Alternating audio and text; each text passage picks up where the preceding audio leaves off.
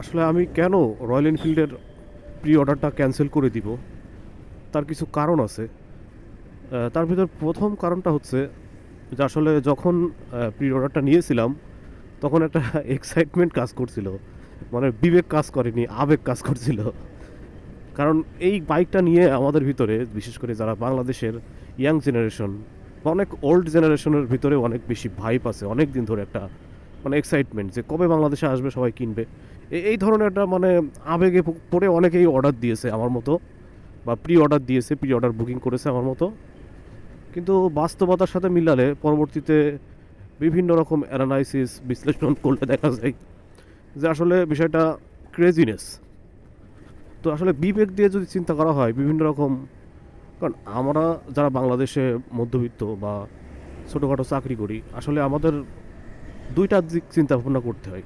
যে আমার যে টাকাটা আমি একটা জিনিস কিনতে ব্যয় করব, তারা আসলে আমরা চিন্তা করি যে কোনো কিছু কেনার আগে যে আমি যে 5 লাখ টাকা, 4 লাখ 5 লাখ টাকা একটা জিনিস কেনার জন্য ব্যয় করব, আসলে সেই পরিমাণ যে ফিডব্যাক বলা যেতে পারে বা সেই পরিমাণ সার্ভিস কি আমি সেই জিনিসটা থেকে পাবো, এটা আমাদের চিন্তা করতে হয়। কেন করতে হয়? কারণ হচ্ছে 4 লাখ 5 লাখ টাকা এক জায়গায় করতে অনেকের অনেক দিন লেগে যায়।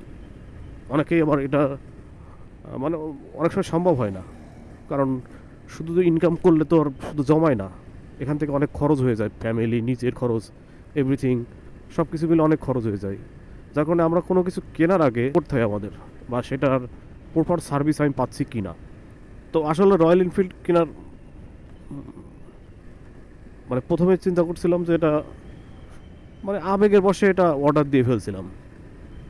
অর্ডার অ্যামাউন্টও অনেক কম ছিল, যার কারণে এটা অর্ডার দিয়ে ফেলছি। কিন্তু পরবর্তীতে ওই সময় যদি এমন হতো যে ওই সময় ডেলিভারি হয়ে যাবে, তখন হয়তো বা কেনা হয়ে যেত। কিন্তু পরবর্তীতে আজকে প্রায় কতদিন হয়ে গিয়েছে, 3-4 মাস হয়ে গিয়েছে।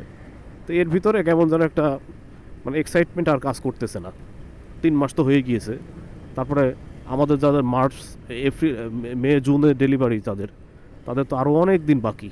তো এতদিন থাকতে থাকতে আসলে পরিমাণ মানে এক্সাইটমেন্ট বা একটা জিনিসের প্রতি এই পরিমাণ একটা ক্রেজিনেস থাকবে না।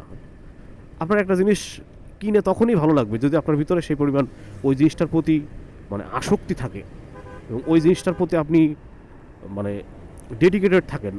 তাহলেই আপনার একটা জিনিস কিনে ভালো লাগবে, মানে কিনে সেটা ইউজ করতে অনেক ভালো লাগবে, মানে অনেক একটা ফিলিং, অন্যরকম একটা ফিলিং কাজ করবে। কিন্তু আপনি যদি কিনেন, আপনার সেটার প্রতি কোনো ফিলিং না থাকে, তাহলে আসলে ওই জিনিসটা কিনে তেমন কোনো লাভ হবে না।